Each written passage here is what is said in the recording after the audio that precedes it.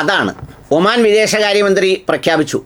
ഇസ്രയേലുമായി ചെങ്ങാത്തവുമില്ല, നമ്മുടെ ട്രംപിൻ്റെ board of പീസിൽ ചേരുകയുമില്ല.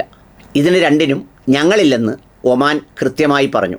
ഇനി മിഡിൽ ഈസ്റ്റിലെ പല രാജ്യങ്ങളും ഇതുപോലെ പറഞ്ഞു തുടങ്ങണം എന്ന് മാത്രമല്ല, ഈ ബേസും വേണ്ട, ഒരു പുല്ലും വേണ്ട, ഇവിടുന്നെല്ലാം കെട്ടിപ്പറക്കിക്കൊണ്ട് പോകാൻ പറയുകയും വേണം. ആ ഒരു പറച്ചിലിലേക്ക് എത്തപ്പെടുന്നതോടുകൂടി മാത്രമേ പശ്ചിമേഷ്യയിലെ യവൻ്റെ രണ്ടിൻ്റെയും കൊമ്പൊടിയൂ, യവൻ്റെ രണ്ടിൻ്റെയും വമ്പ് തീരൂ. ആരെയും എപ്പോഴും തീരുമാനിക്കുന്നത് പോലെ അങ്ങ് അടിച്ചു കയറ്റാം എന്ന് പറയുന്നൊരു ബോധത്തിന് ഒരു പരിഹാരവും ഉണ്ടാവും. ഒമാൻ വിദേശകാര്യമന്ത്രിയാണ് പുതിയ നിലപാട് പ്രഖ്യാപിച്ചത്. ഒമാൻ്റെ വിദേശകാര്യമന്ത്രി ഇന്നൊരു പുതിയ നിലപാട് പ്രഖ്യാപിച്ചു. അത് വേറൊന്നുമല്ല, ഇസ്രയേലുമായി ചെങ്ങാത്തത്തിനില്ല, ഇറാനുമായി ഏറ്റുമുട്ടാനില്ല, ട്രംപിൻ്റെ ബോർഡ് ഓഫ് പീസിലൊട്ട് ചേരുന്നുമില്ല.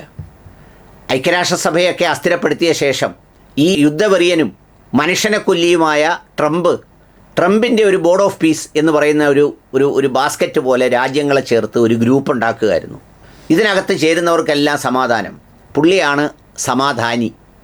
അപ്പോൾ പുള്ളിയുടെ സമാധാനി കൂട്ടത്തിലേക്ക് ചേരുന്ന എല്ലാ സമാധാനക്കാരെയും ചേർത്ത് വെക്കുന്നതിനാണ് ഈ ട്രംപിൻ്റെ ബോർഡ് ഓഫ് പീസ് എന്ന് പറയുന്നത്. ഏതൊക്കെയോ രാജ്യങ്ങൾ അതിനകത്തൊക്കെ ചേർന്നിരുന്നു. പക്ഷേ ഇപ്പോൾ ഇറാൻ്റെ പ്രത്യാക്രമണത്തിൽ മനസ്സിലായത് യവൻ്റെ പുല്ലിനൊന്നും ഒരു കാര്യവുമില്ല. അടിക്കാൻ തീരുമാനിച്ച് ഒരുത്തൻ ഇറങ്ങിയാൽ കറങ്ങി അടിക്കുന്നതിന് ഒരു പാടുമില്ല എന്ന ബോധ്യം മിഡിൽ ഈസ്റ്റിലൊക്കെ ഉണ്ടായിട്ടുണ്ട്. അതിനേക്കാളുപരി അവിടുത്തെ നാട്ടുകാർ ഏതർത്ഥത്തിലും യവന്മാരുടെ വമ്പിനും ഹുങ്കിനും മറുപടി പറയണം എന്ന നിലയിലുമാണ്. ഏതായാലും ആ സാഹചര്യത്തിൽ വളരെ കടുത്ത നിലപാട് ഇപ്പോൾ ഒമാൻ പ്രഖ്യാപിച്ചു.